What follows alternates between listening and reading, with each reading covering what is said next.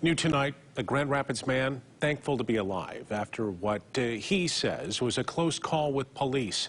During a stop last night, police say an officer's gun accidentally discharged. News 8's Whitney Burney joins us now with more on the story from the man who says he could have been hit by that bullet. Well, Brian, Davion Smith says he was stopped by police last night on Cass Avenue, just off of Division in Franklin, where police were looking for a stolen car similar to the one he drives. But he says they had the wrong guy, and it could have ended much differently. It's a thought on a constant loop for Davion Smith. I thought my life was ending. Thursday night, the 30-year-old stopped by his dad's house on the southeast side. When he got there, his dad was asleep, so he decided he would come back at another time.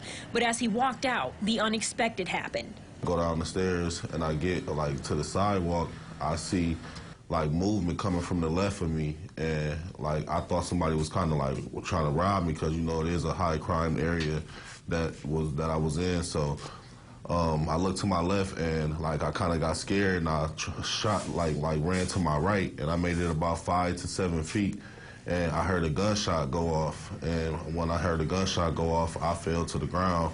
And that's when I got to hearing freeze, get down on the ground. That shot from the gun of a GRPD officer. Police say around 10:30 last night they noticed a car that matched the description of a stolen car. They say that stolen car reportedly had 2 firearms in it and was believed to be involved in additional crimes. When police saw the driver pull off near Cass and Sycamore and go into a house, they say they set up a perimeter and planned to make contact when he came back out. But while approaching, one of the officers was running down a sloped area and his gun accidentally went off, hitting a building. Smith says he was released after police determined he was driving a different car and is not facing any charges tonight. But the incident bringing a flashback to March 13, 2020, the day he lost his cousin, Breonna Taylor. Every day it's a thought what if one day it's me? What do we do to make sure he's the last person that goes through that type of treatment? After hearing Smith's story, Kent County Commissioner Robert Womack is calling for accountability. They're human beings, and all of us human beings make mistakes. But when you understand police communications with black neighborhoods, then when you make those mistakes, you have to step up quickly and do everything that you can to let this community know that you care about this community that you're policing. Smith says he wishes police would have gone about this differently. They could have hit my license plate and seen who the car belonged to. They could have looked at the badge of the car and said who, and seen that they said A8 and it wasn't an A7. You know, it was so many other things. I'm thankful, but it's the thought that I could have been gone, the torment I got to deal with in my mind daily.